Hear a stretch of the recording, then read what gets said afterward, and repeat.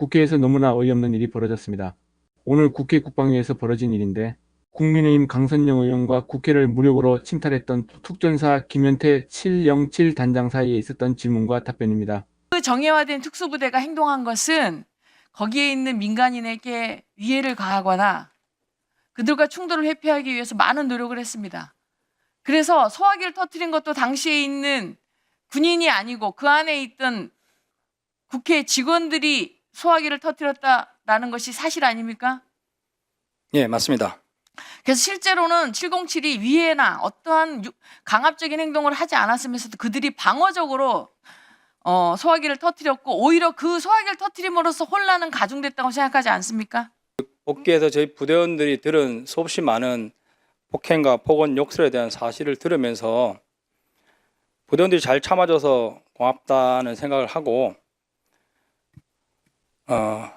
마치 저희를 이용해서 폭동을 일으키려는 그런 느낌이 받았습니다. 밤에 가정집에 칼을 들고 들어간 것은 그 가정을 안전하게 지켜주려고 한 거지요? 라고 어이없는 유도 질문을 하는 국민의힘 강선영 국회의원이나 칼을 들고 들어온 강도가 가족들의 비명소리에 놀라서 스트레스를 받았다. 가족들이 휘두른 벽에 맞을 뻔했는데 그 벽에는 살인 무기와 같았다라고 말하는 것과 같습니다. 자세한 질문과 답변을 보시겠습니다. 707 단장께서 곽종근 전 특전사령관이 가스라이팅을 당했을 수도 있겠다라는 생각을 하고 있다라고 말씀하셨습니다. 그래서 그 내용이 사실인지 그렇다면 왜 그런 생각을 했는지 어느 포인트가 그렇게 생각을 하게 만들었는지 좀 설명을 해주시겠습니까? 뭐 사실 여부는 확인하기 어렵습니다. 저희 개인 생각을 말씀드린 거고 사령관께서 상황이 종료된 이후에 부대와 부하를 살리기 위해서 노력하실 때 어느 누구도 손을 내밀지 않았습니다. 상급 부대도 그리고 뭐 여당에서도 손을 내밀지 않았습니다. 단 김병주 의원께서인지 모르겠으나 손을 내밀어서 그 손을 잡으셨고 그 이후에 자연스럽게 민주당 의원들과 이제 사적 만남이 진행되면서 본인은 본인의 의지로 사실을 말씀하신다고는 하셨으나 조금 왜곡될 수 있겠구나 하는 개인적인 생각을 해봤습니다. 이상입니다. 좀 전에 곽종근 사령관이 부대와 부하를 살리고자 했는데 손을 내밀어 준 것이 김병주 의원이기 때문에 그 손을 잡았다고 했는데 저는 여당과 야당을 떠나서 그 손을 내민 것이 군인으로서의 명예를 지키고 정말로 국가와 국민을 위한 손이었었으면 어땠을까라는 아쉬움이 있습니다. 제가 12월 10일 국방위에서 707 단장과 특전사령관한테 제가 필생 가로라는 말을 했던 거 기억하십니까? 예, 기억합니다. 그 장유오위 장수가 비상 상황에서 위급하게 만드는 5가지 중에 필생 가로 살려고 하면 포로가 될 것이다. 전 제가 생각할 때 지금 곽종근 전 사령관이 필생 가로 오도 가도 못하는 민주당의 포로가 되지 않았나 그런 생각을 합니다. 왜냐하면 사실 곽종근 전 사령관은 12월 3일 날 계엄이 있기 전 12월 1일 날 김영현 국방부 장관한테 6개 시설을 확보하라는 지시를 받았습니다. 그래서 12월 3일 날 계엄이 있기 전에 707 특임단과 특항단에다가 불시 점검 훈련이 있을 것이라고 사전에 인지를 시키고 훈련을 준비시켰습니다. 그죠? 예, 12월 3일 당일 아침에 시켰습니다. 그래서 불시점검 훈련인 줄 알고 707 특임단과 특항단은 훈련을 준비하고 있었습니다. 그래서 아까 말씀하신 것처럼 특항단의 헬기를 운영하는 부대도 그다음에 707 특수임무단의 모든 단장 이하 모든 간부들도 그때 우리가 어디로 가서 무슨 임무를 해야 되는지 정확히 모르다가 국회에 내려서 봉쇄, 확보란 임무를 받았습니다. 맞죠? 맞습니다. 그런데 당시에 707 특임단이 들어온 상황은 매우 정말 군인으로서 어려운 상황이었습니다. 왜? 국회, 대테러 상황도 아닌데 국회를 봉쇄하고 확보하라는 임무가 정말 군인으로서 이것을 어떻게 해야 되는지 매우 어려운 상황이었습니다. 그래서 707 특임단, 그 정예화된 특수부대가 행동한 것은 거기에 있는 민간인에게 위해를 가하거나 그들과 충돌을 회피하기 위해서 많은 노력을 했습니다. 그래서 소화기를 터뜨린 것도 당시에 있는 군인이 아니고 그 안에 있던 국회 직원들이 소화기를 터뜨렸다라는 것이 사실 아닙니까? 예, 맞습니다.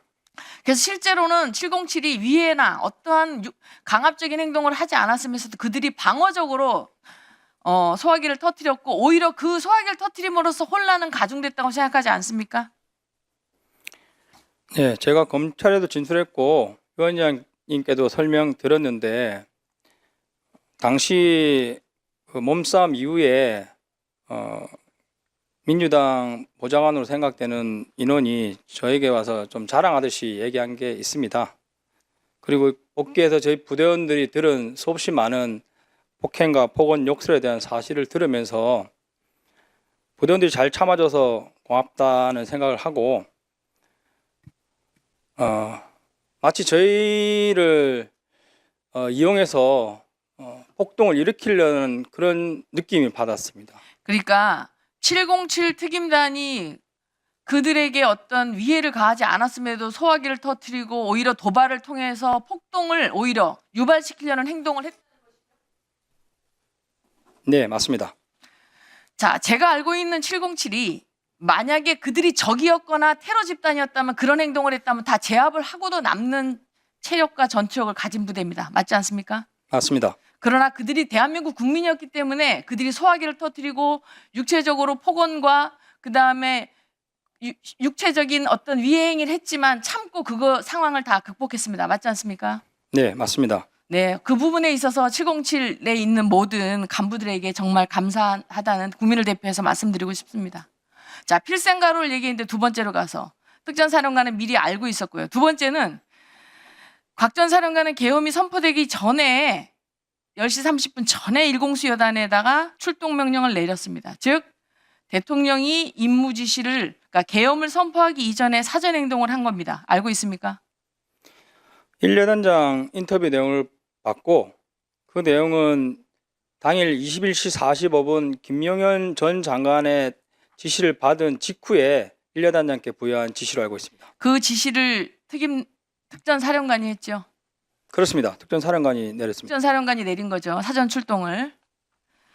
자, 그리고 세 번째.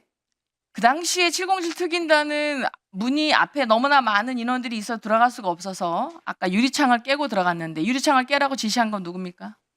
제가 지시했습니다. 자, 그럼 유리창을 깨고 들어갔는데 유리창을 깨고 들어간 것은 아까 말한 것처럼 국회 본회의장을 봉쇄, 즉 거기서 어떤 특별한 것에 누구를 정치인을 끌어낸다던가 요원을 뭐 끌어내라 그것이 아니라 그 인원들에 대해서 그 상황을 파악하고 직접적인 거기 안에 있는 인원들과 접촉을 피하기 위한 행동이었죠. 맞습니다.